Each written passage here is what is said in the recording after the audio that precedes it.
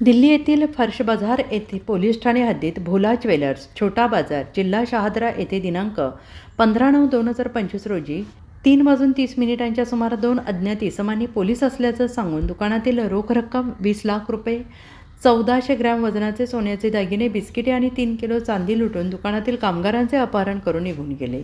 सदर घटनेबाबत पोलीस ठाण्यात गुन्हा दाखल करण्यात आलेला होता. तांत्रिक तपासाच्या मदतीने फर्श बाजार पोलीस ठाणे, राज्य दिल्ली येथील गुन्ह्याच्या तपासकामी दिल्ली क्राईम ब्रँचचे पोलीस अधिकारी आणि स्टाफ सांगली येथे हजर होऊन सदर गुन्ह्यातील आरोपी हे सांगली जिल्ह्यातील असल्याने त्यांचा शोध घेऊन अटक करण्याबाबत पोलीस मदत मिळण्याबाबत कळवले होते. गुन्ह्याचे गांभीर्य ओळखून वरिष्ठांच्या आदेशाने पोलीस निरीक्षक सतीश शिंदे, स्थानिक गुन्हे अन्वेषण शाखा यांनी स्थानिक गुन्हे अन्वेषण शाखेकडील एक पथक तयार करून दिल्ली क्राईम ब्रँचच्या पोलीस स्टाफसोबत जाऊन गुन्ह्यातील असणाऱ्या आरोपीचा शोध घेऊन त्यांना ताब्यात घेऊन मुद्देमाल हस्तगत करण्याबाबत आदेश दिले. सदर गुन्ह्यातील असणाऱ्या आरोपींच्या ठावठिकाणाबाबत माहिती घेतली असता पथकामधील पोलीस नाईक सुशील मस्के, पोलीस शिपाई अभिजित माळकर यांना त्यांच्या गोपनीय बातमीदारांकडून सदरचे आरोपी हे सोनी आणि आरग गावात असल्याबाबत माहिती मिळाली.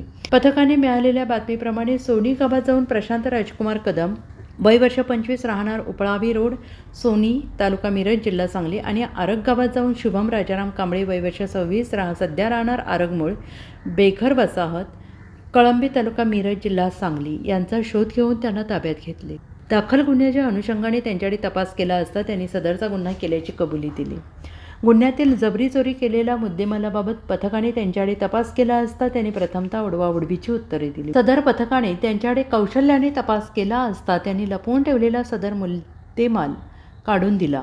सदर मुद्देमाल हा नमूद गुन्ह्यातील गेलेला असल्याबाबत खात्री झाल्याने लागलीच पोलीस उपनिरीक्षक अमित चौधरी, क्राईम ब्रँच, दिल्ली यांनी पंचनामा करून रोख रक्कम 20 लाख रुपये, 1400 ग्रॅम वजनाचे सोन्याचे दागिने, बिस्किटे आणि 3 किलो चांदी असा 1,56,20,000चा मुद्देमाल जप्त केला. सदर आरोपींना ताब्यात घेऊन दिल्ली क्राईम ब्रँचने न्यायालयात ट्रान्झिट रिमांड मिळण्याकरिता हजर केले असता सदर आरोपींना 4 दिवस ट्रान्झिट रिमांड न्यायालयाने मंजूर केली आहे. तपासकामी Delhi crime branch police staff सदर आरोपींना ताब्यात घेऊन दिल्लीकडे रवाना झाले आहे. पुढील तपास दिल्ली पोलीस करत आहेत.